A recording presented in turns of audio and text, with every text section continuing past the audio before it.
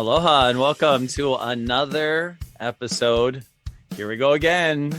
The Rainbow Wrap-Up Weekly coming to you for a solid, 6-7 weeks. I don't know. Maybe I'm getting ahead of myself. It's going to be for probably a long time because I know this is what is in my head all the time since I was a little kid.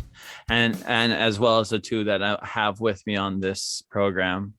And that's the thing when you have something rooted in you as a kid, it's hard for you to ever stop thinking about it and have love and passion for it and never expect anything in return. That's the kind of fans that we are. But with that being said, I bring on once again Laulauhead, Brother Shane Agno. What's going on, Brother Shane? What's up? What's up, brother? Well, again, thanks for having me. Thanks for always including me. of course. You know that we always look forward to this time, game week. Big game coming up, but we'll dive into that a little more later. Man, so much coming up, and I know that's something on the mind of one Sean Eyman. Brother Sean, how are you tonight? Great, Wayne. Aloha to everyone out there except Governor David Ige. That's how we're doing it today, and indefinitely. So, I mean, today's announcement, because we're doing this on Friday, which is kind of good that we waited a little while, and I needed a mental health break and still probably need one. But you know what? We need to forge ahead because we have breaking fresh news, and Governor Ige did extend his emergency proclamation that another 60 days, which goes to November 30th now, which would be the entirety of all the home games. But Shane, I mean, what is your first thoughts when you saw that?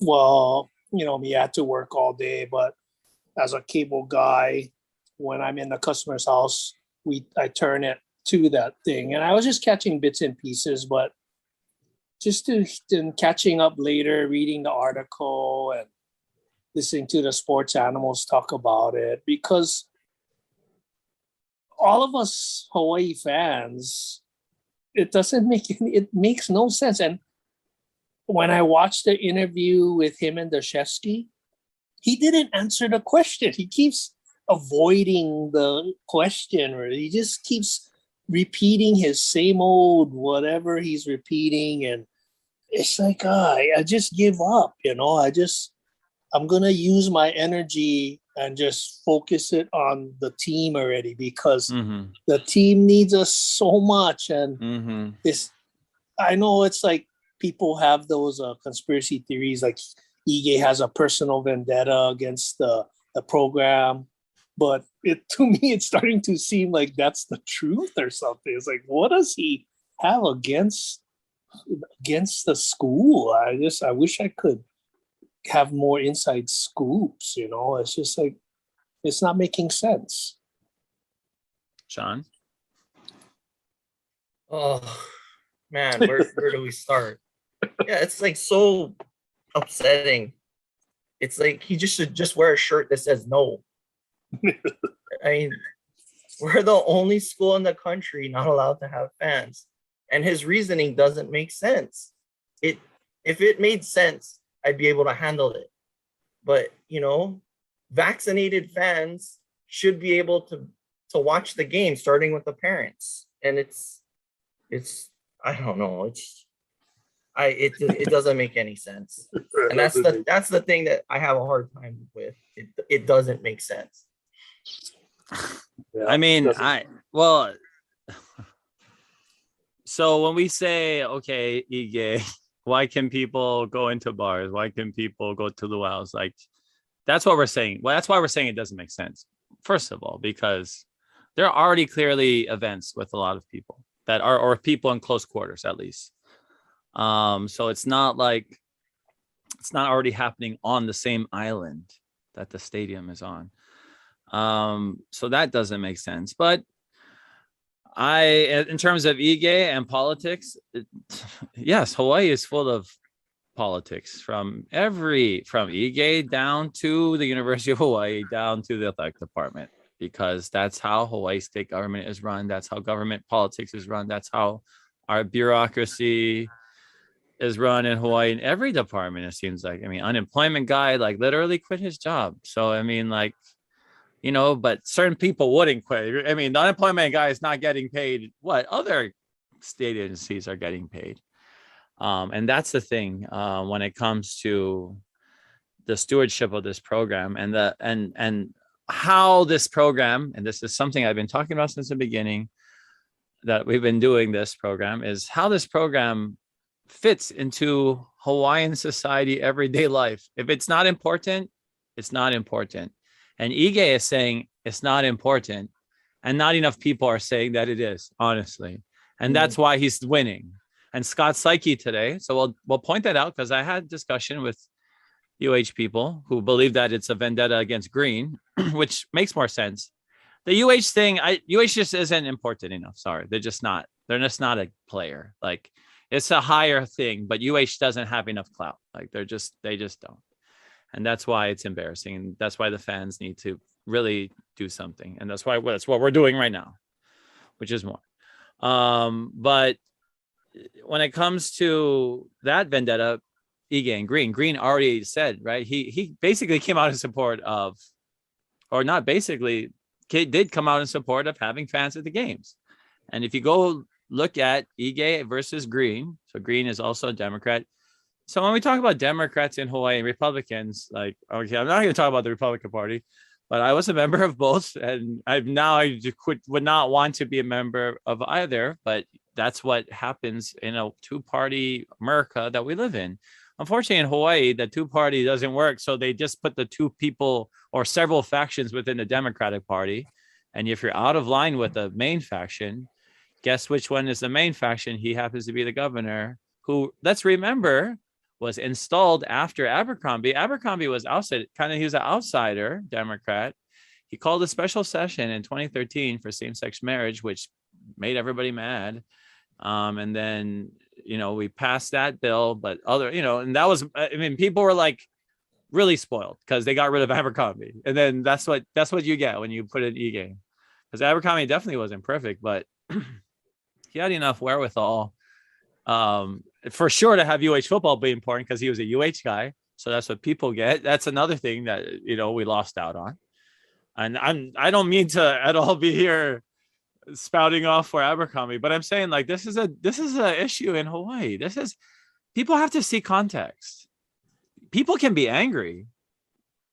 And I think people should be angry, but sending tweets to the governor, it's shocking to people, but he doesn't look at them and doesn't care. That's not how movements are created or started. They're done usually in person. So if you get my hint, if we talked about this last week, and I said this on the show about protesting because I was the one who was someone who was a part of one when we had to get rid of someone else who was incompetent within the department. But at the end of the day, we as Hawaii, are we opposing Ige enough? Do we have the clout anymore as UH football fans? Because the media can make it seem that way, because of course the media is going to be pro UH. The media is UH people. Sports people are all UH people. It's like they're all pro UH people, obviously, which is great. I mean, but at the end of the day, they're not. They're gonna of course amplify this, but the everyday person in Hawaii, I don't think a lot of them care anymore. Mm-hmm. And I talked about this. It was one of the first things we talked about, Shane, when we first went on together. And I said, when we talked about the kind Osorio, who was on the Mauna, and she was like, and her and I had an interaction on Facebook about maybe that's why we're not friends anymore. And I wasn't forceful. Because her uncle played on the men's volleyball team, Beamer. And she was like, well, we need to get rid of the football team. And like, there was no pushback at that. Like, people were like, yeah. And I mean, most of the academic community probably doesn't really care about the football team. Probably. And I didn't go to UH, so I'm not going to speak for that. But definitely that's kind of obvious by the way that support that the academic community gets. And that doesn't mean that kids that go to the school. There aren't kids that support, obviously, but it's not enmeshed in our school where it's like from the university top to the bottom, everybody's like so prideful and they love our football team. They love our program, that's their identity. That's us three. That's the bubble that we put ourselves in with other fans. That's not Hawaii anymore. That hasn't been for a while. And that's unfortunate. And it makes me very somber, most of all. I mean, seeing our old stadium makes me sad that that's gone, that legacy was stripped away from us and just cut away. That he didn't even get a chance to say goodbye. So that's why I'm saying it just feels like it's more of apparent to where the state of the program is and how much people really care. Because I think people love Hawaii football. I think they really do. And people in Hawaii, local people for sure. And that's why I talk about local identity and how important that is to me and us as well, because that was instilled in us by our grandparents. That's a generational thing from the plantation, freaking playing football and basketball and baseball, bringing that sports to a freaking Division I field and building that, and then who knows, they're going to blow it up, whatever. So anyway, Sean, just talk already because I'm getting sad. Yeah, I mean, this wouldn't have happened in 2007 because people would have been pounding on the gates to get in. And I just think what's happened since then, the erosion of the fan base, how the football, like in general, has just been kind of pushed to the back burner. It's tough. And this is where we are. Mm-hmm. This is where we are as a program. And yeah, Ige knows what he's doing. He wouldn't be pushing, he wouldn't be pushing if they push back. And I don't see any pushback from the university. They can say no and they just shucks. Yeah, exactly. We kind of need Matlin to be pounding the table in front of a camera on the news, on ESPN, on whatever, kind of fighting for his program. Mm-hmm. Or like even at the press conference, I'm wondering if he's even allowed. When Ige has his press conference and then the media are asking him questions, Matlin should be there asking his own questions. Like, I don't know, man. We do need advocates for the program that are going to be vocal, that are going to put themselves out there. And it cannot just be, people on Twitter or fans at games or me or you or the parents. I mean, the parents thing, that's a different issue. And I've brought this up from the beginning. When I did help the parents to be able to organize as well initially, and I'm proud of saying I did that because they did need the help, because they deserve to be in there. And I've been advocating for them because there's not enough of them that there needs to be any kind of request to the governor. Like, just stick them in the freaking stadium. There's people sneaking in. Yeah, we've already talked about this on the program. Why can you go to the park and watch your kid play softball or basketball, but these guys can't do it at UH? It's crazy. And I mean, there's space in the suites, and this is coming from another UH fan that who has appeared on this program, who's told me she's not usually very vocal about Hawaii football. I think we all know what you're talking about, but I didn't ask her. But she had great ideas, and one of them was that people should drive around and honk their horns around the stadium when we're on defense. And you know what? That's what we should let things happen. Like, go out by the Murakami, pound on pots, like go on the soccer field, like do all of that. I mean, I'm calling for that right now. I'm calling for people to literally just do that. Park there, walk over there. What is EA gonna stop everybody? And if it starts a ruckus and the news are there, that's a good thing. That's a great thing, actually. I mean, it almost sounds fun enough now that I kind of want to do it. But I mean, we have the meanest parent in the nation. So, and I mean, that's on the school. That's on the school to say, hey, well, we couldn't really stop the crowd. They're not doing much. They're not at the game. but let people be at the softball field or at the walking around the outside, or maybe, or even just driving through. Like she was saying, have like let people like just slowly snake through and honk or on defense or whatever, just to make it something like that's what I'm saying. Like this is an opportunity too for the school to make it a spectacle that is worthwhile for people to like. No one by default is just going to care hard enough, except us, except psychopaths like us, psychopaths like me who miss out on going to see the Chiefs, who are now 1-2, which I had to be reminded. But my season ticket over, I give up my season tickets there, my opening game, so I can watch UH get pounded by Oregon State. That's the kind of things that I do, but that's not normal. I'm not a normal human. We're not normal humans. None of us are. And most of the people that are in our circles are not normal. That's why people get so offended when I say things. Oh my gosh. But that's the problem when we don't have that many people. At the end of the day, we don't have too many of us. I mean, when I went to Boise, heck yeah, I'm going to meet like who their best fan is, because he wanted to meet me and he still freaking retweets all my stuff. And that's the thing. That's the kind of thing that I've built for our fan base, that I've helped to build, is something when we go on the road that we're going to be. And there's people before me that go on the road for sure, but we've never been together, more so now. And that's from just me saying hi to people and one person. I mean, I didn't even know Fuchsia and Kili till probably 2016. 2017, that's when I finally really got to know them. And now everybody wants to talk to us at all the games and all the tailgates.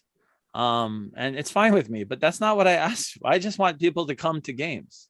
I didn't ask to get clout. Like, I don't operate like that. I mean, I like money. At Wayne-Coito on Venmo. If people are so worried about, you can find, like, I pay for this program out of my pocket. Everything I've done is out of, I say pocket, but I mean like credit card, by that. And, that's just because that's what I want to do. I don't care. Like, my philosophy in life is not like a normal human being. Like, it's kind of more twisted. But UH football is very fortunate to have someone like me who is so fixated on it that I obsess over it. And I'm able to use my own personal talents to help the program, but at the same time, not take any compensation, because I'm a fan. And that's all I do is spend on the program like we do.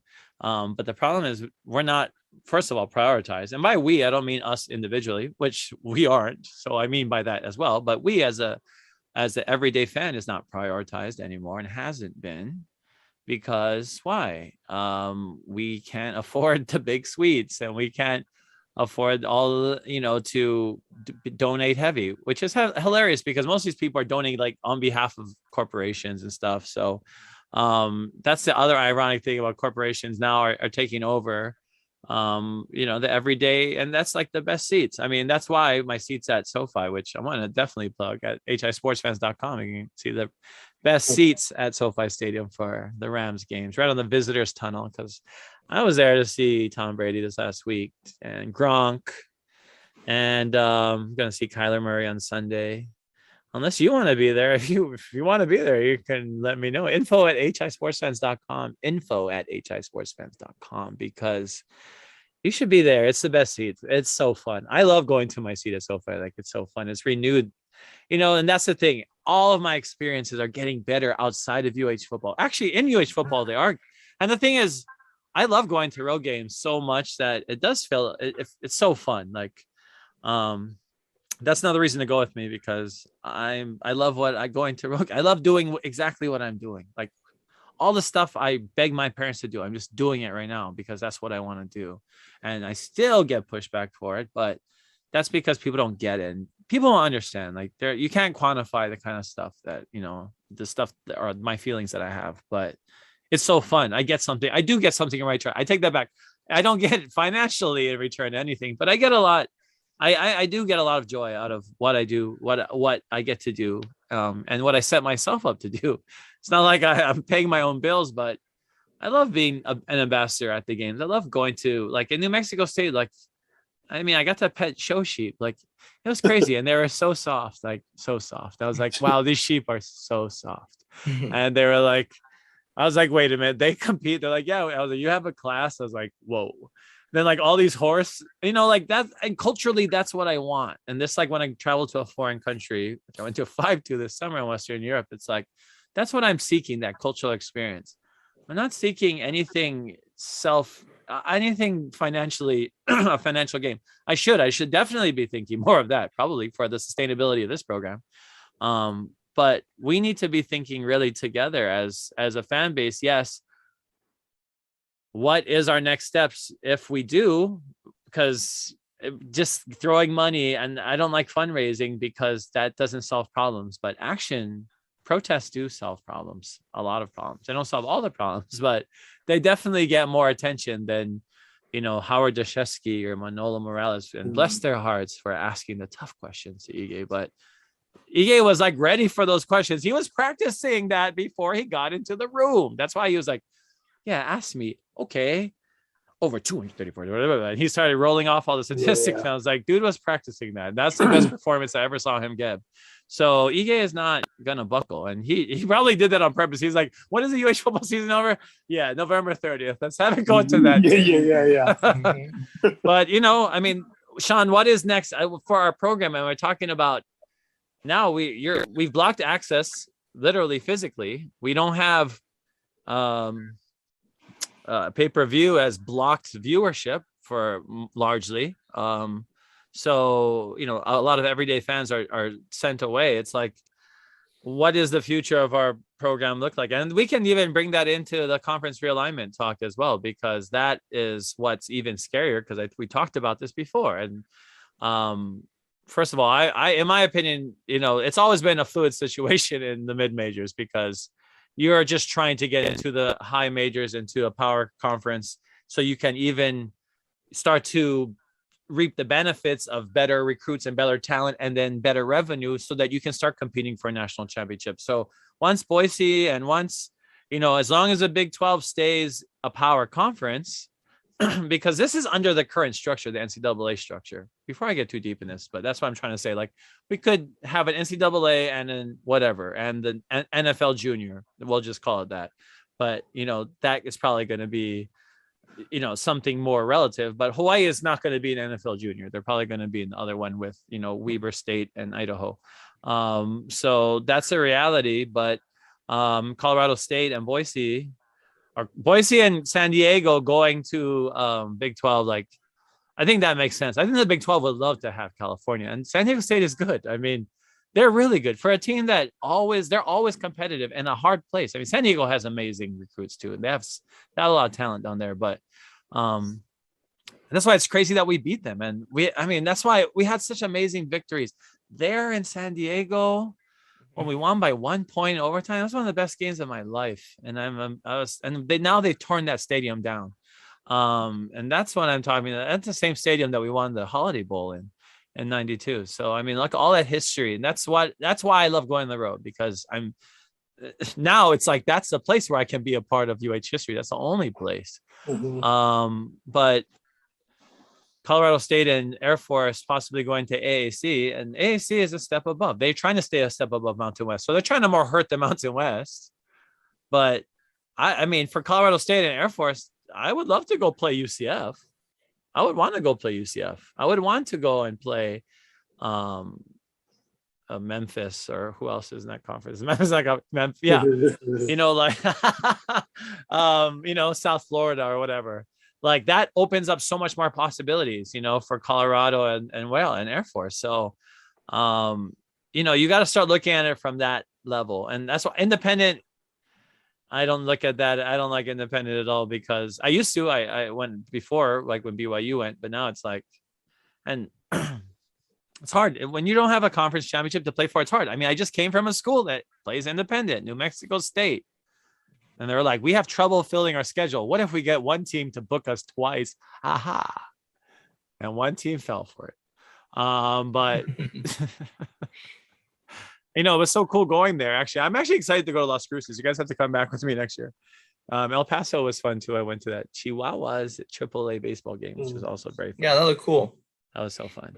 But I don't know, where are we now, Sean? I mean, and where do you see the program, I guess, in terms of conference alignment? So as far as I'm concerned, Todd Graham gets a total pass on this year. Like, you're not going to give him fans. You're not going to give him a chance. Mm-hmm. I think at this point, whoever donated $20K should be able to call 3 or 4 plays. That's a good idea, actually. Like they're basically saying it doesn't matter. Ige is telling UH it doesn't matter. So if it doesn't matter, like let's just go all the way. Have fans call the plays. You might as well. As far as the AAC, I looked at what they're gonna have left after those teams get called up to the Big 12. I didn't see it making sense for Colorado State and Air Force, to be honest. And I'm glad they're staying. I'm glad Boise State and San Diego State are staying. I think eventually those two are going to get called up to the Big 12. Mm-hmm. I think BYU is going to advocate for Boise State. And I don't know what that means for UH in the long term. I don't know if that means we dip down into Texas to try to keep the Mountain West going. Does that mean that UH becomes a full-fledged member of the Mountain West for all sports? So, I mean, I don't know. Hawaii's not in a really great position for negotiating. Exactly. We got beaten over the head the last time the musical chairs happened, and we're still paying. We're still paying with the subsidies. Yeah. So, yeah, it's a tough deal. It's a tough deal, but I'm glad the Mountain West is going to stay. They keep saying that they're trying to be proactive, and I keep waiting for Craig Thompson to do something. That's one of the biggest complaints, on Twitter. Well, that was something that was brought up by the source that was sourced in Stephen Tsai's. Was it Stephen Tsai's article, or not Stephen Tsai's article? Stephen Tsai had shared on Twitter an article that sourced someone close to the situation that said that Craig Thompson's not his lack of leadership was a cited reason, but it sounds familiar, right? I mean, it's like Carl Benson had problems. And it's honestly, and this is, guys, these are great jobs that these guys don't want to lose. That's why they're in these jobs. Like, it's not about growing it for fans. Like, we need to get away from that. Like, that's not a thing. It's not like But Craig Thompson was the poacher of the WAC, and he'd run circles around the WAC with the BYU thing and the San Diego State. Well, what do you think AAC is doing? What do you think the AAC is doing? That's what I'm saying. Well, that's why at the mid-major level, it's about this. Who's a little bit better? AAC is better than the Mountain West. They're better, Sean. They have UCF, first of all. Yeah, they have a little better contract, but we'll see that our contract will be up before Colorado State has Colorado State has has the most money of any of the Mountain West schools, first of all. Right. So they don't mind. The traveling not a big deal. Like I'm saying, we have to look at it as a minor league. Yeah. And first of all, we need to elevate the importance of a conference championship. Anyways, sorry, Shane, what do you have on your mind? No, I'm listening to all you guys, man, because it's just the way everything went downhill from that BYU Hawaii Bowl. It's draining me already. Like how I always tell you guys, I bleed green so much I need transfusion, but that's the way it's just been. It's just from losing Aloha Stadium to no more fans in the games to conference realignment to it just keeps getting worse and worse and worse, and it's hard to build momentum for this program when we don't have the support from our freaking state leaders. It's like you guys said, it's like they don't give a shit, man. Well, pardon my language, but they don't care, man. It's like, geez. So, like my wife says, "Oh, you're always so negative. Why don't you need to do something about it? Write a letter." I was like, "Right, he ain't gonna read my letter. He didn't even care about the the House Senate letter. He ain't gonna care about my letter. Yeah. It's like, well, so Who in the lucky. House Senate wrote? So the Senate wrote. Well, the Scott Psyche wrote Psyche his today. wrote the letter. Oh yeah, Psyche is not like Ige was like probably like, guys, come over here. Look who wrote this letter today. Yeah, so- He's like, ooh. yeah. Lucky Like, we live Hawaii does not apply to UH sports. but this situation is showing how,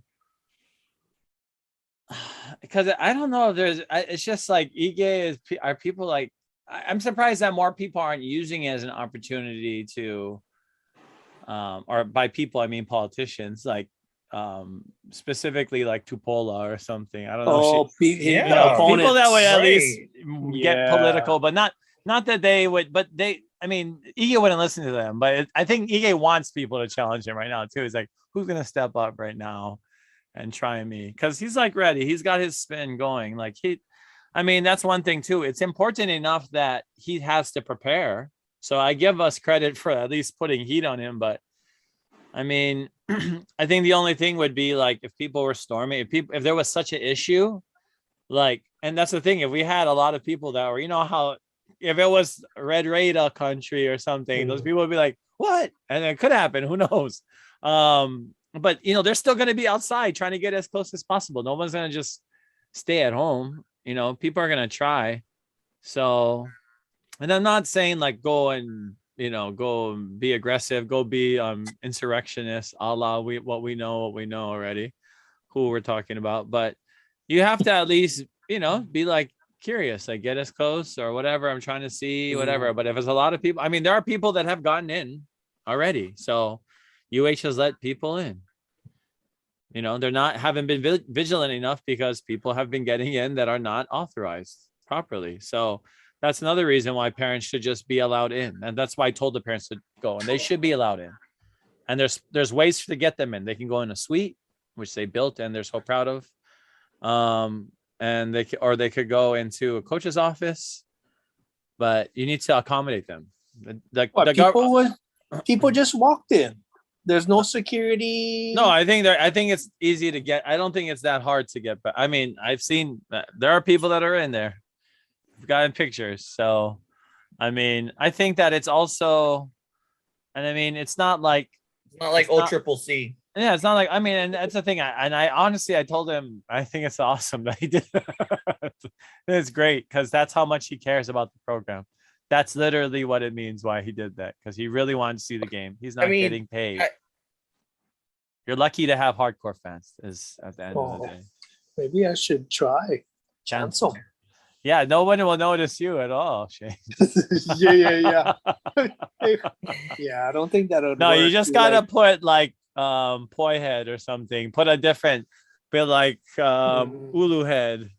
Sweet potato head. Yeah, I wouldn't probably wear my Laulauhead, but just like sitting in the stand by myself, everybody like, oh, who's that loud guy? Just like one guy sitting, oh, who's that loud guy? That's Chief's thing. Sitting in the section by himself. That's Chief. Just go. I mean, I think the student, like if the students cared enough, they would try and at least go to like the softball stadium. Like, I mean, nobody cares enough to even make noise outside of the stadium. And you gotta want that cowbell. You gotta want that cowbell. Actually, I wanted to buy one so bad. I was staring at it on the table, but I was like, and then, oh my gosh. Then there were some dramatics, and I'm not going to get into too specifics, but parents haven't been happy. They're not happy not getting in. That's another reason, and I told them, well, they could be let in, but it's frustrating. And there were some confrontations between a parent and a fan at New Mexico State. New Mexico State, they put the band right behind our team, and then they put the student section, which was filled. Their student section was shoulder to shoulder, next to right behind the team as well, and then they put the parents next to that and our fans. Novel. So it was hilarious. But I mean, like they were the most, like everybody was like, don't kill us too bad. Like everybody said that going into the game. Like their fans were like, don't destroy us. And they were just like, why? That's why it's funny, like that there was any kind of confrontation, because their fans really weren't mean at all. Like they were like, oh my gosh, please don't kill us by that much. Like it's been so hard to come to these games. And they have nothing to play for too. They're independent. And we were the homecoming. So, I mean, that was at least kind of semi-exciting for them, because they had something special to, celebrate, which was Ag Days, as they called it. And it was pretty cool, actually. I actually really enjoy, these little towns and all the crazy, stuff that they do there. And there are people that were from Hawaii that I met at the tailgate. One lady had lived in Las Cruces for 40 years in Las Cruces. Oh. She's like, oh yeah, I'm from Evo Beach. Yeah. I was like, oh, you're from Evo Beach? And she's like, I was like, how long you live up here for, Las Cruces? She's like, oh, 40 years. I was like, what?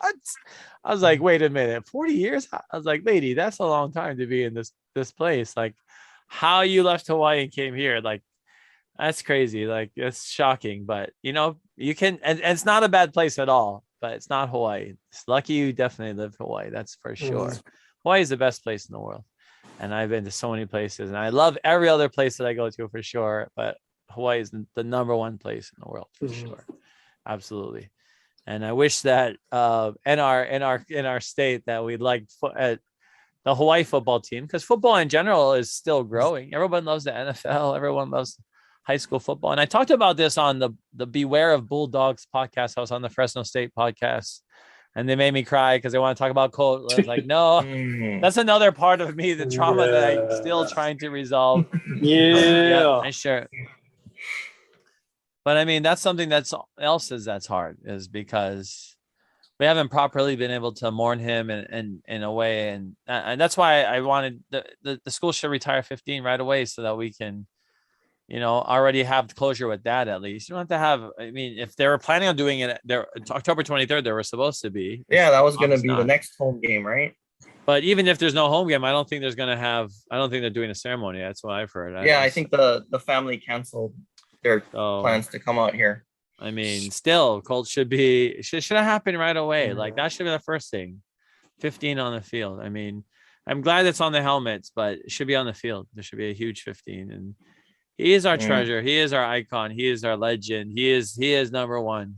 He is the best. And I know every generation will be like, well, we had this guy, but we reached the summit with him, or the highest that we've ever gone in terms of, obviously modern day. And like I said, every generation had its legend, but I think when in the digital era, at least it was much harder for a mid-major team to be able to crack. And that's why this changing landscape might not be so bad.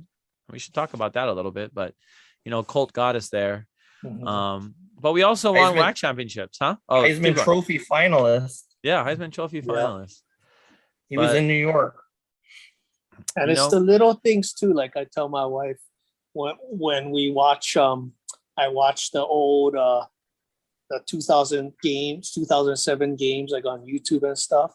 Yeah. And every time you know how you see the number 14 next to Hawaii, the score, like how we're ranked. It's like, you know how proud that made me? It was like such an awesome feeling. Well, we had that 10 when we went into the Sugar Bowl. We were 10th, and I was like, my mind was blown. I remember seeing that graphic on Fox, and I was like, my mind is blown. I was like, the 10th best team in the whole country. I was like, no way. No way. And exactly. And it was no way. And unfortunately, we probably weren't supposed to be that high. But still, we ended with, what did we end? In the 20s, 23rd or something? What was our final rank? Yeah, I think it was like 20, 22. But we still ended nationally ranked. And you know what? Every other team got blown out. I don't want to dwell on that one, but all the other BCS games were blowouts too, and by other BCS teams. So it's not like ours was, but people remember ours because, Boise, because of teams like Boise who overachieve. And that's a problem. That's a problem for us, and that's a good thing for them, is that they're ready to springboard into the next. They're definitely Power 5 ready. It's just Boise State overcoming that, being Boise. When people think about Idaho, that's their biggest thing that they have to worry about. And we're Hawaii. People love Hawaii. That's the thing. Like, our calling card is already something that people love. I mean, it's like, you have to start there. People are like, where are you from? Boise. Oh, and Boise is a really fun place. I've been there a few times to watch UH lose. And I cried Probably both times. Well, definitely the Mountain West Championship. I really believed that we could go in there and win. And it was sad to me. But what was scarier to me was seeing Boise's stadium not full at all, not even close, maybe like 65%, 70%. And that's because, and what Boise fans were telling me, which I believe, is that they've prioritized their rich donors and they under prioritize their everyday fan. And that's a common thing. We're not picking on Boise or UH, but they both are doing it. But Boise is successful. So that's a little bit different. And don't believe me, New Mexico State still had their donors. I was trying to break my way into there. I was like trying to butter up to a security guard. And then all of a sudden, a Hawaii parent is trying to fight with a fan. I was like, oh my gosh. I look down and I see, and like, oh gosh. Just say it was someone's dad. Ooh. Did it get bad? Like cops came in? And no, I mean, they were nice about it. Like they're chill time? there. They just told him to leave. Like they were pushing him away, but he pushed the kid like nearly over the railing onto the field. It wasn't like very long. But there was a lot of general, and then up after the game, the parents were upset, and they deserve to be upset. But it sucked that we won the game and they're upset. But that's how frustrating it is when you can't get into the stadium. And when you're the parent, because yes, as fans we want to get in, but as parents, it should just get in. Like, why are we even talking? Just show up to the game. That's why I was like, just show up and be like, let me in. That's my kid.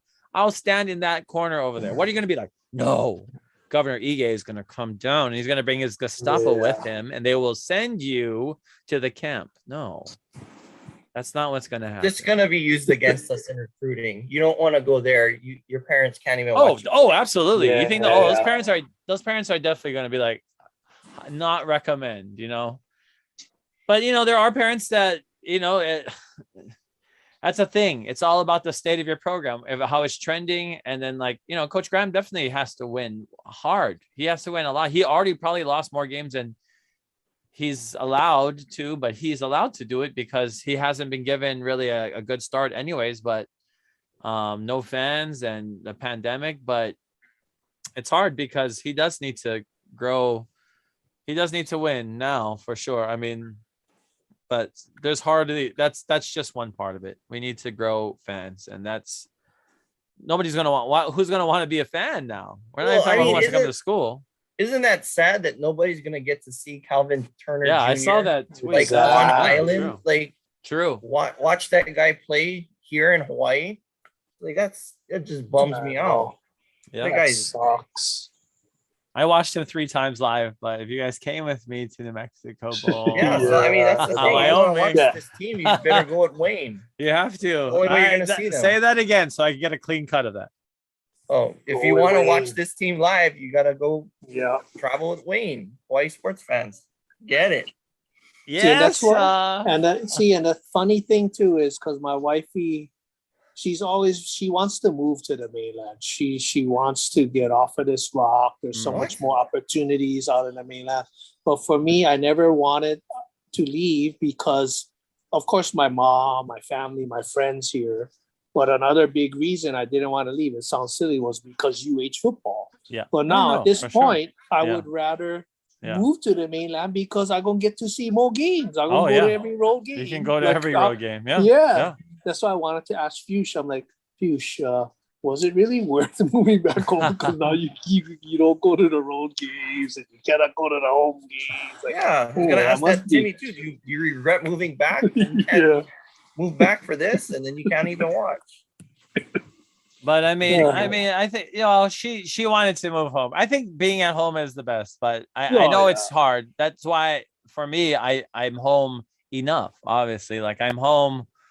I'm a part-time resident, obviously, both places of California and Hawaii. I have a license for both, so it's like I pay taxes in both, but that's kind of my excuse as well, to be able to still be Hawaii and have my LA residency, California residency. But it is important, and it is important to be able to feel like you can get away and escape, and definitely be on the mainland offers so many more opportunities. I mean, in terms of just flying, you could go to when they announced the schedule, you could basically jump on like budget airlines to every place UH plays for like, you know, $50 to $100 one way, probably less. And that's like a train ride, you know, it's like it's not a lot, and you could just book it all and just be like, I'm going to every UH road game. Like, they're not that expensive. Like, I do spend a lot of money on going to UH games for sure, but it's overall, it's like, you're not, I don't know why more people don't, honestly. Like, I don't know why so many people that can afford it, let's be honest, there are people that have a lot of disposable income. It's so fun. Like, for me, it's just so fun. I enjoy it, but it is a sacrifice. I do it because UH is what led me to all of this. My lifestyle, it's probably a Chiefs fan first. I remember being a Chiefs fan before I really got into UH football, but it's because I was still trying to understand football, and I understood my shirt and I want to be a Chiefs, and I saw on TV, but then like going to games and I started realizing that the games my grandparents were taking me to and how exciting that was what that was. And it's going to games. And that's the thing. Going to games makes you more of a fan for sure. If you go to one game of any team, right, you kind of like want to follow them or see how they do, you know, and that's the thing too. It's like, I'm a Chiefs fan, but when the Rams came to LA, I was like, for sure, I want to buy a season. I want to be an NFL season ticket holder. And of course, going to LA, going to all the games, I became a Rams fan, especially when they were like 4-12 the first year that they came to LA and nobody wanted to go. And I was a fake fan with the New Jersey, and yes, I was. But I was going to all the games because I wanted to go to NFL games because I love going to NFL games. That's what I couldn't do on an island. And I tell people all the time, like, I'm not going to be denied those things that I wanted, but that's hard when you don't have that culture growing up. And Hawaii football was that culture. And I don't know, Sean. I mean, I want to say we're not going to be doomsdayers. I don't think the program is going to fold completely at all. I'm not even saying it's going to drop off that much. I don't think we're going to need a new stadium. I really don't think we're going to need to be in a stadium now, for sure. I was going to ask you, how many season ticket holders do you think we'll have next year? Oh, I guarantee next year. I won't guarantee it, but I doubt we'll have 9,000. And they said they were going to save seats, but they're going to save a lot of seats because when I got the pick, I asked for what's the lowest I could go, and I could basically go low in any section. Like, there was still front row. There was still front row right there where I got the end zone, the EVA end zone where the students are, because I want that to be like the rowdiest section, which should be like the students. Energy. And then maybe we can get jazzed out there, and then that's why I tell people, like, I encourage, and if you're listening to this, if you want to be a part of our little brigade, then you should get into EVA end zone in the far, I forget what section. I think we're 100. I don't know, 101 something. I think 101. It's the one it's the one in the EVA against the railing. So I'm on the aisle. Shucks, I'm on the side. Wifey wants to sit on the side. No, I get it. No, it's not a good angle at all. I'm not saying we're not there to really watch the other end zone. We're there to cheer. And I did get a spicy bit of info from said person who may have gotten to the game that they may even change the Jumbotron location to the other side, which I could see them doing that as well. But that would make our side even better because we would have that, because they made that side cheaper on purpose because the big screen was on that side. But they should really have they could have multiple big screens. You don't have to have one big screen. Like, come on now. No, but I think that we could make that fun for our possible FCS team that we're gonna have in Hawaii in 2 years. I mean, joking. I'm joking, but like the WAC is coming into division, right? And New Mexico State is a part of that. They're a part of the WAC, right? So right now, FBS is about to gain a conference in the WAC, and that's going to have like Dixie State in it, which was Division II. I've been to that stadium. I covered that team, Dixie State, in Utah. So Dixie State's going to become a Division I football team. So they're going to have a lot of Division I teams there. But that'll also be, that'll also be under the guise of the NCAA. So that's my only thing is like whenever that shifts, whenever the SEC is just like, okay, let's get out of here. Like, why are we wasting time? And then I could see the NCAA saying you're not allowed to play any of those teams. I could see them saying that too, to the NCAA teams or something, just to keep them from from playing those teams. But I could see that. That's my thing. Is like I think we'll still have a Mountain West, but I don't know what it's gonna look like. But could you live without UH football, Sean? No. You're gonna kill yourself if your team folds. Oh my god, I can't even. I don't even want to think about that. Oh my gosh. Exactly. I would be. It'll exist in some fashion or form. Or I think we're well on our way to becoming division, like a lower division. So I don't know about ever be division. I think that people like we're never going to go to Division 2. Like I hate when people say Division 2 thing because it's like that's not going to happen. But could we go down to lower classified Division 1? Yes, I would. Yeah. We're getting how much down. does the state want is the thing. It's the prestige is definitely off the rose of this bloom. It's rough. The legislature appropriates funding, right, for the school too. So they're not going to want to keep doing that anymore. And I'm sure that'll help. But, like I said, the school doesn't want to cut costs in certain places. Subsidize? So, they need to get more partnerships, private partnerships probably to keep the school going. But there's not enough fans in the community and certainly not enough in the, in the greater sports community of the, and the higher echelon type CEOs in Hawaii. Those are the ones that we need to be, and we have all the billionaires in Hawaii too. I mean, can you imagine if they were sought out more, if there was like a hilarious Facebook ad, like, hey, Mark Zuckerberg, put money into that. Hey, Mark Zuckerberg, you should become a fan of university. Like put it in his platform. Like he would recognize that, and that would be a funny thing probably. Like, and that would also be call him out like, hey, you bought so much land, you could probably build us a stadium on all of that land, but then you would be further tarnishing indigenous land that you probably shouldn't be on right now anyways, but you have stream so the money. Games for free on Facebook Live. Yeah, or you say that. Stream the game. Do you want to like sponsor? Hey, Mark Zuckerberg, you like sponsor, and then you show the Facebook Stadium at Hawaii at Manoa. We'll get a suite for you and your wife. Your Asian wife, which goes well in Hawaii, with our our mix as well, because most of us are products like of that. And he could use the positive press here. He could. Yeah. He could. I mean, that's what I'm saying. Like, it's not a lot of money, and we have people that have jobs that's their job is to do ideas like that. I mean, for sure, when it came to and when it comes to state, though, it's hard to get stuff done. Like with the hiking thing, like even in Hawaii, it's like I talked to we don't monetize things well, too, right? We don't put value in things that there should be. So it's like we should value our hikes more, and we're starting to obviously charge tourists way more for certain things, which they should be paying for. But that's too late. Like we've already allowed those things to erode. Like Hawaii football is that example to me, is like it's been neglected so long, and the people that have been in charge who should be managing the brand have let the fan base erode as well. And it doesn't help when there are media heads in Hawaii saying things like, oh no, the fan base is the same. It's never, no, it's not. Like, it's not helpful to say that thing. Well, I mean, they have us, they have me going to all the games. Like, I mean, like, but it's not important because we're not rich yet. Because one day we're going to win the lottery, right, Shane? And while we're just gonna build a stadium ourselves. Yeah.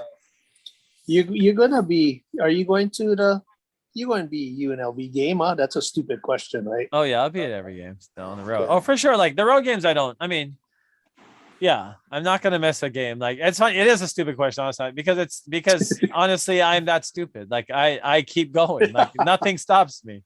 You're that guy. I am that guy. Like I'm the one that has the screw loose for sure for UH. Yeah. Like it doesn't make sense. It doesn't make sense at all. Like I'm like, this is what I want to do though, right? And I do. And my body, like I let my spirit just, guide me to what I want to do. And it's always UH oriented because I'm most proud about being associated with UH. That's why. Mm-hmm. I'm not from Kansas City. I'm not from Los Angeles. I love being an LAFC fan. Like it's freaking fun. I love being a I love that team so much, and I'm a part of a true family. But LA doesn't represent me. LA is not me. I wasn't born in LA. We have a song we sing that says "Yo nací aquí, vamos LAFC." I was born here. Go LA. It's like I wasn't born here. I was my football spirit was born in the stadium, and I feel very attached to the school.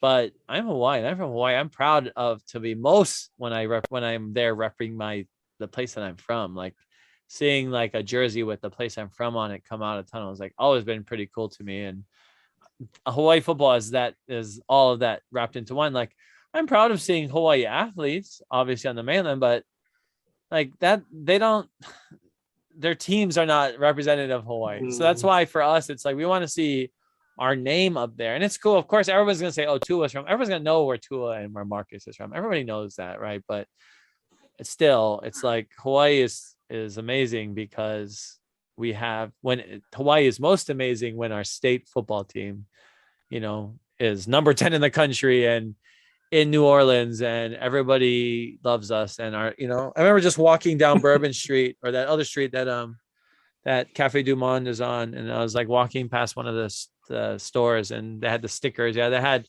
the game after ours was like LSU versus Clemson or something. What was it? For the Ohio State, right? They had like LSU. Yeah, it was LSU, Ohio State, and then had ours. Yeah. Us versus Georgia. But I remember like just seeing our logo next to theirs. Yeah. I was like, wow.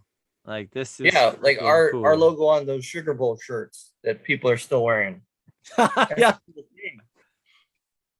So last time they went to UH game, probably that's why.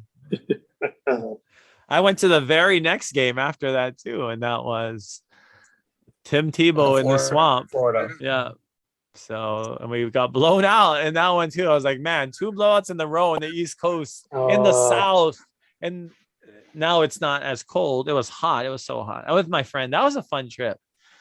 Man, like, yeah, I'm definitely gonna write a book. I may do a documentary, but I have to definitely write down my reflections. I've realized and I'm not saying because I don't know what's going to happen to the program, but I really don't. And there is an era that is closed with the stadium for sure. Like we have to be, something has changed with UH, and that's not being addressed at all because it's not a big deal. Like there should be Aloha Stadium tributes way more, and I'm sure those will come, later on. But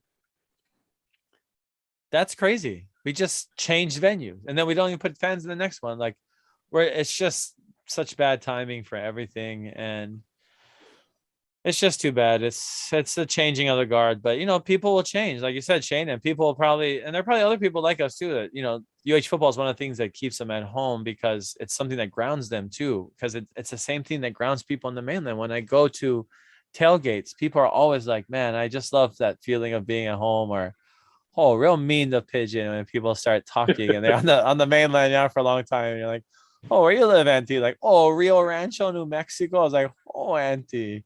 Like that's it. Shout out to Kaleo. That's who I'm talking about.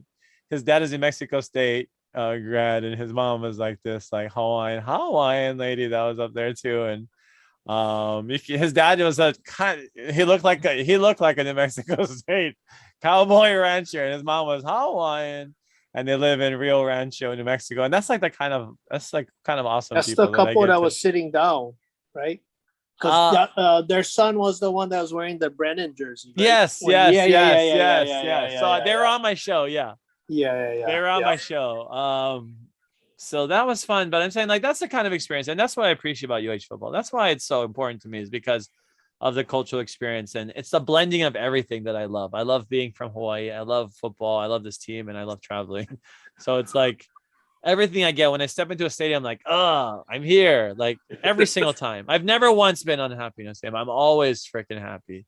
And I hate when people try and kill my vibe, because a lot of people are doing that, which is messed up, because I do everything for that feeling. Everything I do is for that feeling when I get to go into like the stadium, and when I get to just like go down the steps and cheer. And Fuchsia's been there walking in with me, and Kelly, and all of us that we walked in like being like with a flag, or people looking at you, and you don't know if people are going to be mean or nice. Oregon State, they're kind of mean, actually. Some people, they weren't like super mean, but some people are kind of making. But Wyoming, I'm not too excited to go back there. and then Colorado State. And I don't even want to go back when I go. I'm glad they're leaving. They're horrible, obviously, with my situation the last time. Which I would say, it was not. I'm not even going to talk about it because it bothers me so much. I'll talk about it another time. But no, I mean, like, that's the road. It's crazy, and we go to a lot of places that are very red, if you know what I mean. So when you do that, you run into some intercultural exchange that could go many ways. And for ignorant people, and that's not a lot of them. It's usually a small minority of people in most places. But when nobody says and nobody calls them on it, that's why people act that way. And that's what we need to do a better job of. But Fresno State is this week. Oh my gosh. Sorry, Shane. What are you looking forward to for the game, Shane? Will you talk about that? No, be sorry. What was your good to be here.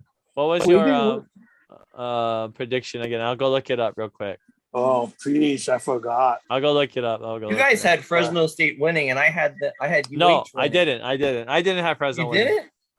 Oh, No, I didn't have Fresno winning. No, Okay. you had Fresno winning. I had UH winning. No, you have UH winning. We have Fresno winning. Sorry, we have Fresno winning. You're right. Sorry. So me and Shane, I said 30-28 loss, and I talked about this on the Bulldog podcast as well. Shane said 23-17, which I could see more. And then you said, well, we would win 30-21, which we hope is the final score. But I mean, looking at Fresno right now, I mean, I'm gonna stick to my prediction that they're probably gonna win, but I hope that the point spread is still 10. I hope that we can keep it within that. But what do you think, Shane? I don't know, man. Even with the 2 wins we've had, I wasn't really like, it was the win is a win kind of, you know what I mean? Right. I wasn't like super impressed even with those 2 wins, but we need this one bad, man. We really need this game bad. Yeah. But Fresno is really on a really good momentum right now. So we just can't get down early. You know how we always start so slow every game? We cannot do that. We have to figure out a way to get out of the gates fast and just keep the foot on the pedal and just keep attacking, man. So we got to figure it out. And with no fans, it's just, I mean, it's just, our hands are even more tied. But yeah, we'll see. Anything can happen, but we got to play a perfect game. Coaching staff, too, they need to come up with a creative game plan, man. They got to. They know what we're up against. We beat them last year. You guys can figure out something, but I don't know. We'll see. We seem to only beat them on the road, though. I mean, I don't think we've beaten them in Honolulu since like 2007. I just think that's crazy. Yeah, and I'm gonna jump the fence. I'll pick the Bulldogs. I can't. Like, I want to pick UH, but I just, my heart says UH. My head says there's no way. No, I mean, we have to stick to our original predictions, but no, I don't. That's I do only not. because we need you to even out the score a little bit. You've been a little too right, dude. 31-20 Bulldogs. Oh, shit. Hey, you can hate me, but just don't hate me as much. But the as thing, DJ. and I told the Bulldog, this is what I said on the Bulldog podcast more. It's just like, because they asked about the passing attack, how we would stop them. But I thought we did well. It's in San Jose, and we proved that we can play man out there. We proved that we have our DBs can be trusted. And you know, I mean, Fresno has crazy receivers too. Watching them play against UCLA, just that last part, and I posted that YouTube video on the Hawaii Sports Fans. I mean, that was wow. Like, Fresno is a legit team for sure. Like, Fresno versus BYU would be a real monster game. And there's a lot of great, you know, mid-major teams. But I think that would be impressive to see how, you know, what UH does, because Fresno can score really fast. So That's the thing. We gotta control the clock. I thought that Dedrick Parsons, his last name is Parsons. I keep forgetting his last name. He Derek Parsons played pretty well, but New Mexico State wasn't a pushover, but I also felt like we played down to them obviously at times too. Absolutely. But it was a 4-point game in the third. Yeah. We should have stomped them out. I know the coach was mad. So I was behind the Cameron Lockridge scoop and score, right? So I was talking to somebody. I forgot who I was talking to. Oh, maybe Killy? No, was it Killy? No, I was talking to somebody, and then I was like, oh, incomplete pass. Oh no, fumble. Oh my gosh, I got to record. And like that was cool to see, but the coach was like fuming over that play still. And that was hilarious because he said a lot of things in his press conference, like about how like we didn't beat them. I mean, and that's gonna be something he needs to keep. Like literally, the game's not over yet. We have to play them again. So that's gonna be extra motivation. Oh, they're gonna come out so hungry. I was talking to a guy after the game, and he was like so confused. He's like, "Wait, you're not a student?" I was like, "No," because I was like, "What's your name?" He's like, "Amari." Like he's walking back to his. I gotta look him up. He was walking back to his house. Like, "Hey, what's up, man?" He's like, "Wow, you came to the game." I was like, "Oh yeah." He's like, "You're from where?" I was like, "Yeah." And then I was like, "Gosh, this guy's huge." Like they had some big guys on the team, but so they weren't a pushover team, but they definitely are gonna want to win more because now they felt like how close they got. So it'll be interesting. We haven't lost to them, right? No, we've never lost them ever. Yeah. And that's another thing. So I'm sure like the coach kind of inspired them by being like, hey, they're not as good as us. Like they didn't out talent us. They're not a better team. We just let them beat us. We didn't play up to our potential. So I could see that happening for, Fresno, but or for the next game. People, if they don't if Hawaii doesn't listen to, the noise, and I don't think they are. It's funny, without having fans in the stands, we're so disconnected from them that there's not much noise for them to hear, period. On so many levels. When are you coming back? Maybe that day you come back, we'll go try chance them. I know we need to. I know we do. If I could come back tomorrow, I would, but because it's Friday. But I got to get this out in time so people can listen to this before the game. But no, I hope that if people, I would say go and try like the freaking. I agree with somebody tweeted it out. I was waiting. I think people need to be loud and be out there. Yeah, everyone. And it sucks because there should be advocates within the program. Like the program should just be, if they really were really being, whatever, first of all, they should let the parents in and let them sit in and let Ige say something. Let him literally let him check their vaccine and be like, we did everything. We're going to let them in. Don't announce the day that you're coming back, because once they hear, Wayne Coito's coming out, they're going to hire extra security. Every gate going to be blocked. They're going to be like, hey, don't let this guy in. I know. I know. Oh, no. Now. No. Yeah. Okay. One game. For sure. One game. We're gonna have to chance them and just be like, you know what? We're gonna just get us close and see what happens and march. Do our march. We're gonna do every game with our Hawaii Sports Fans Club. Do it. Yeah. Okay. March into the game like we're gonna do next year. But yeah, I think it's gonna be exciting. We can be like the band. We can just say we're practicing. Yeah. Exactly. Yeah, Shane already get the uniform already. So. Yeah. Yeah. That was hilarious, your band photo, Shane. That was the best. You have to go check out Shane's band photo on his Instagram. Shoot. But no, I think Fresno can be beaten. Like I said, I think we played good defense against San Jose. UNLV showed that if you ran like a bunch of screens, or if you had a solid run game, which is one thing that's a big weakness of a lot of the team. We watched Utah State. Anybody watch the Utah State BYU today? Utah State's a pretty good team, but BYU is a better team and they won, but Utah State's not a bad team. I mean, this is a tough whack. I mean, I'm gonna go there to Logan. You guys gotta come with me, Logan, and we can have Halloween in Salt Lake City. That'd be fun. But that's what's going to be this year. But that's going to be a hard team for Hawaii too, in Logan. But that's something that Logan isn't good at, or Utah State, is that they were terrible at the rush. And that's funny. It's just kind of, and that's why in Hawaii we need to have a much stronger offense. And if we did, I'd be much more confident that we would beat Fresno. But I think our defense alone can do some things, and I've been proud. Like, they're getting better, and I think every year we see the defense slowly mold, because that's definitely chemistry, and you gotta, you don't have the ball, you have to be aware of the ball, but nobody has the ball, so you have to be really a strong unit, and they're starting to gain a lot of chemistry together. So that'll be interesting. But Fresno is tough. I mean, their receivers are tough, and they're all like pretty big.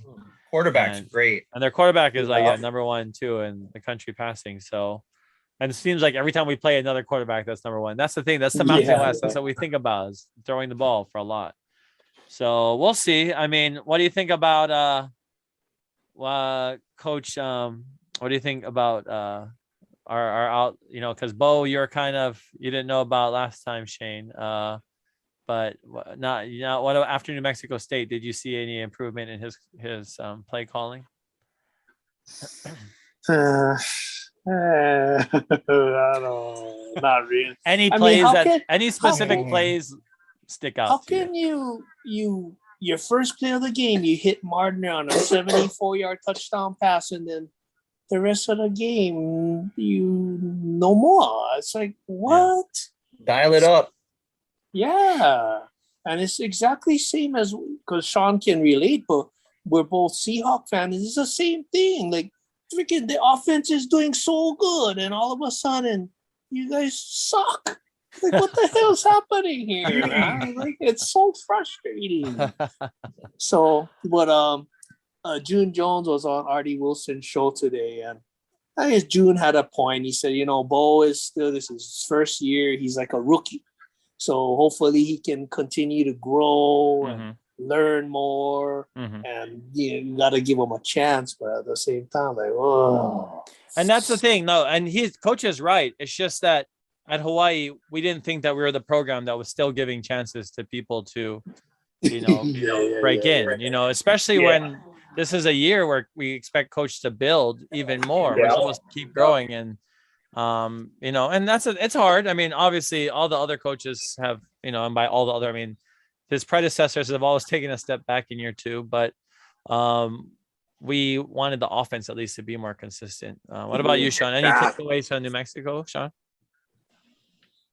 I'm just happy we won. I love the first play, but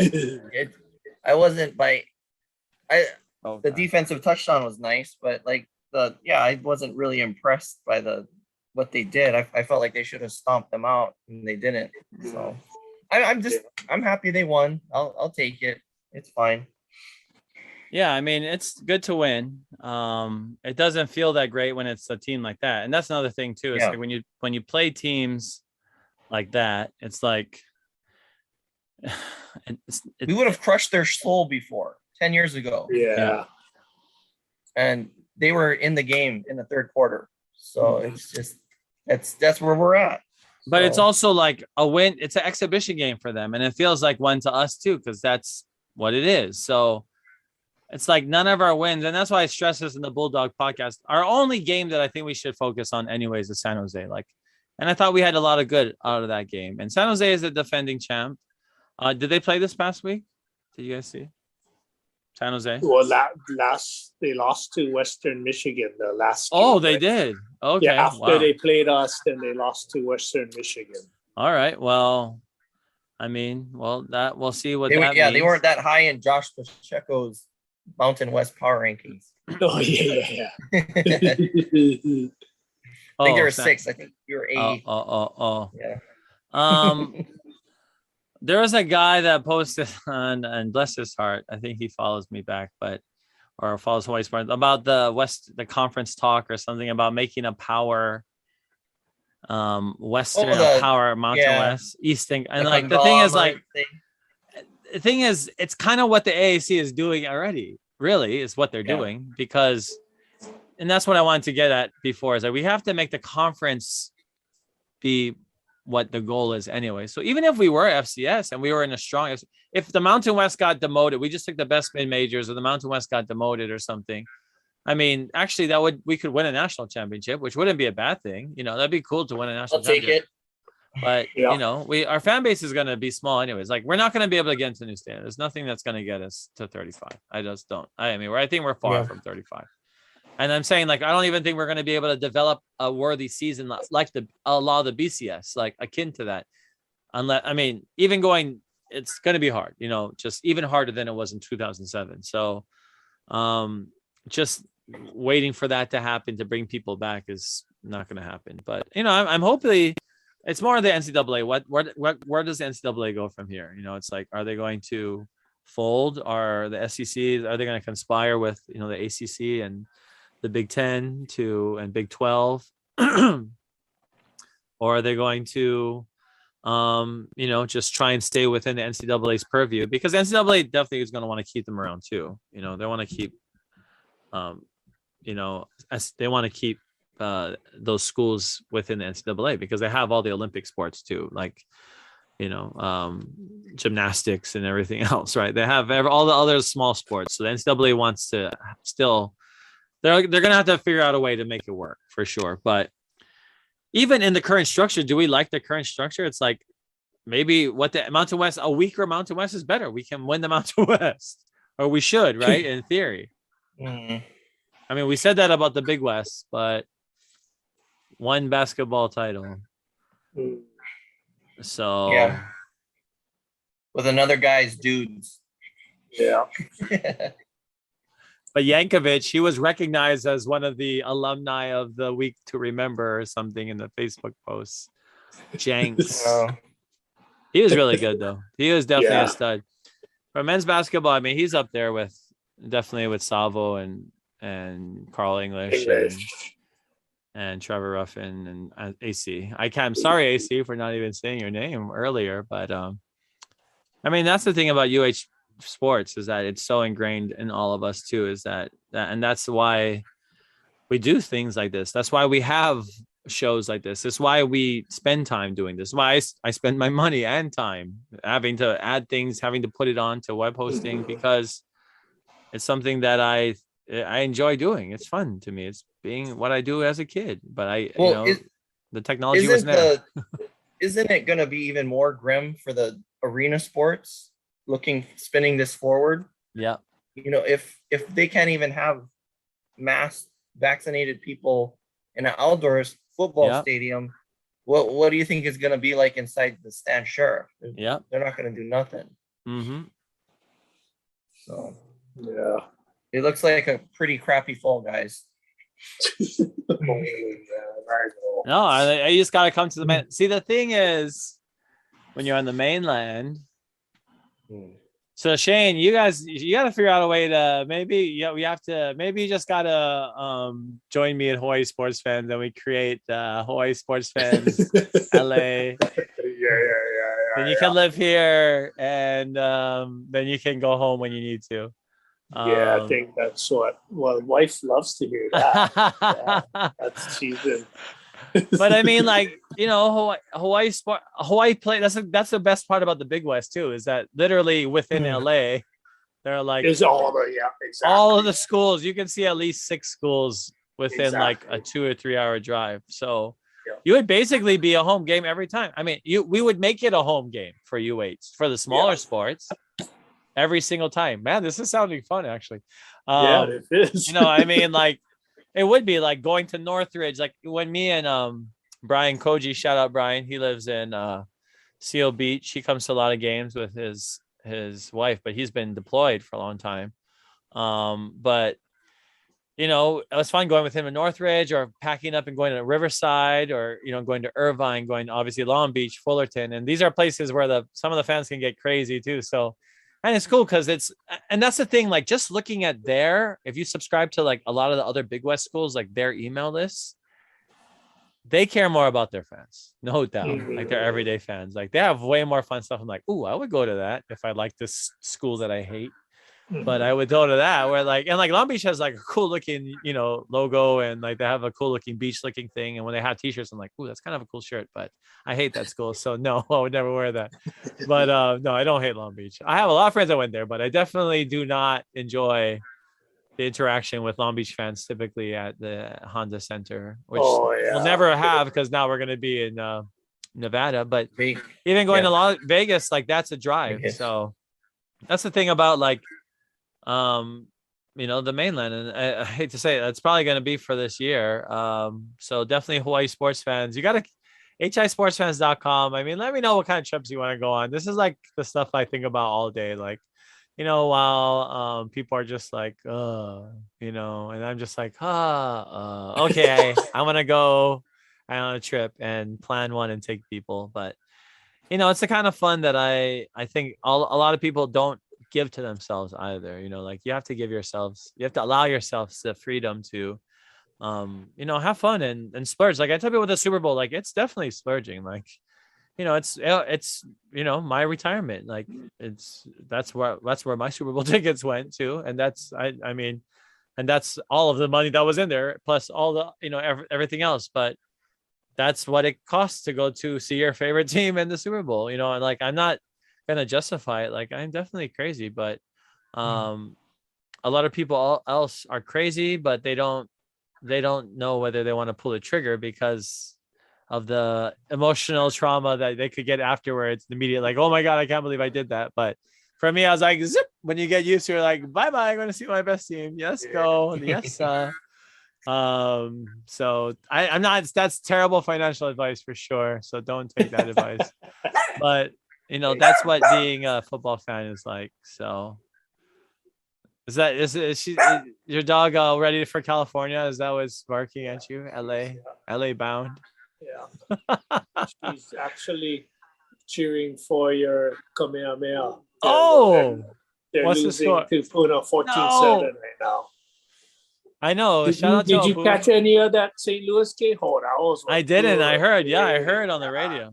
Or not even heard on the radio. I heard from people at the game. They're like, "Oh my God, Kamehameha beat St. Louis!" Like that day when I woke up in El Paso, I was big like, win. Oh, wow. Yeah, that was cool. Good. And for Abu too. Like Abu is, I went to high school. He's a year younger than me, but we were high school at the same time. He's always a nice guy from high school, till now. I mean, I always thought he carried himself well, and playing for UH. His most memorable play, he played for Cal first, and he transferred to UH. He played for June Jones, but when he was sent out on a fake punt in 2002, I think it was against Alabama, and then June Jones sent him out on the fake punt, and then he dropped the ball. He dropped. Right. And I remember him grabbing his helmet, like,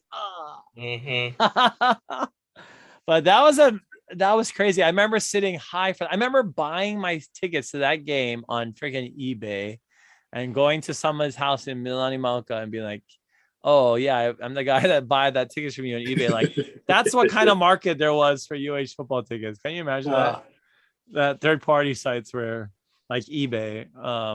You could buy them on. They had great fans. I remember them. Y'all got a good football team out here. Yeah. Yep, that's how they are. That was when they were on probation. Yep. Well, I got to go there and watch UH play in 2006, and that's fun going to Tuscaloosa. Everybody was super nice there. And we could have won that game. Pulled that one out, man.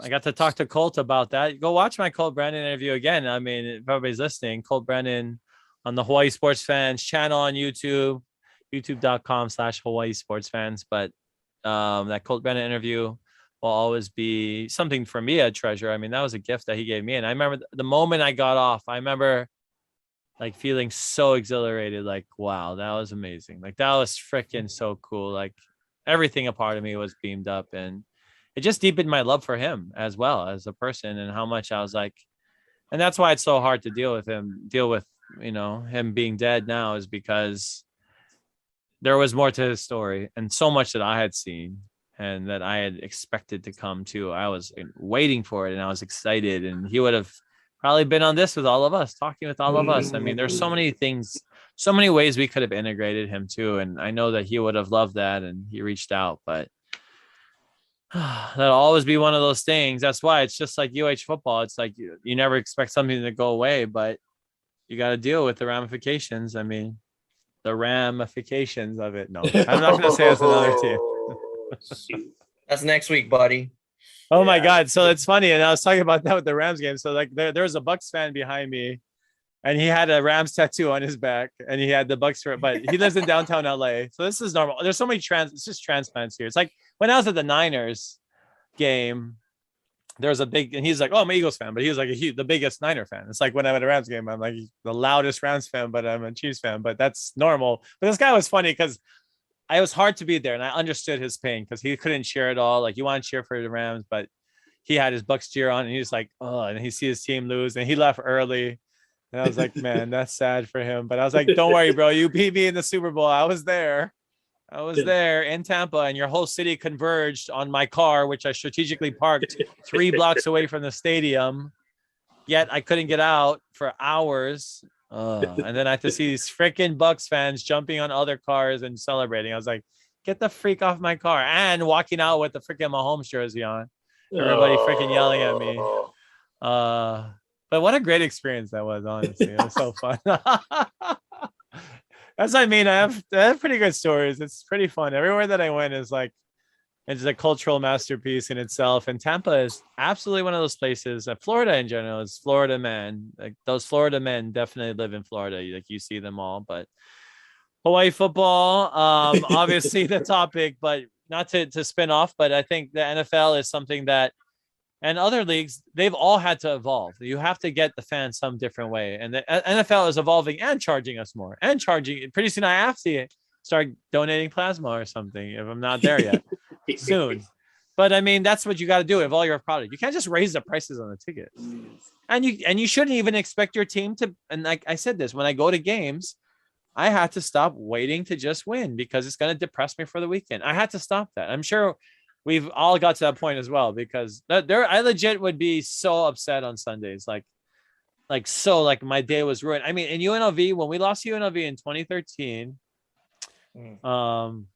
I went back to the hotel and I wouldn't go out with my friends. And they were like, Wayne, you're being ridiculous. And I was. And they were like, we're going out right now. We're in Vegas. And I was like, no, we lost. And my grandma was like, what are you doing? My grandma even was like, are you in bed right now? I was like, Grandma, I don't want to be out there right now. I was like, we lost. I hate this place. I hate Vegas. Like usually I want to leave the town too. Like I'm that. But now if I go to a place and I don't, and I'm there for the cultural experience and more, and that's what UH football provides. And that's why I'm appreciative for UH football as well, is because that's what it gives me, that experience. But sorry, I'm just now, I think tonight's been a night where we have a lot to reflect on because we don't know how long, I haven't missed a game since October 31st, 2015. That was the beginning of my run. That's almost 6 years now. And honestly, it's like, I wouldn't have done anything else. I feel like more now that my body naturally and my soul wanted to do this because the future is so uncertain as to, what UH football will look like now, but we'll see and we'll be optimistic. But any last words, Sean? Yeah, shout out to Dara. She's looking to download this. We usually have it out on Thursday. Oh yeah. So, yeah. And in summary, the answer is still no. Ige is not my favorite. Beat the Bulldogs and go Bows. That's all. Okay, so Dara. Okay, so she was. I didn't ask her if I could use her name, but I did say that she and Dara also had the ideas about driving around, which I loved, and I was like, we need that. But no, people are getting angry, but we got to get angrier if you want to. And that might take people flood, literally go to UH and see what happens. Stand outside the gate, put your hands on the freaking gate, make them say, get off the fence. Like, be like that. Like, honestly, that's the only way. What are they going to be like? We're not in the stadium. Let them stand out. Be like, let them go outside. What? You call the police then if they're gathering, I mean, like we gotta make a statement. So, but Shane, any last words, Shane? No, just another good night talking to my brothers. Big game tomorrow. Just win, baby. That's all I'm asked. Just win. Yeah. None of this. Just before I used to say, just be competitive. Screw that already. I need a win. Yes. That's all that matters now. Yeah. No, this would be huge. And we beat them last year. I got to be there. Go watch my vlog from last year if you forgot what happened. Yeah. I remember just watching my vlog again. I'm like, oh, that was a fun day too. Yeah. It was crazy, but I mean, that was fun to be there and to witness that win too. But we can do this. We can absolutely do this. But thank you all for listening. We're gonna get this out tonight. I'm gonna stay up and add some little sound and do what I gotta do. But mahalo for joining us, and go Bows. Go Bulls. Go Bows.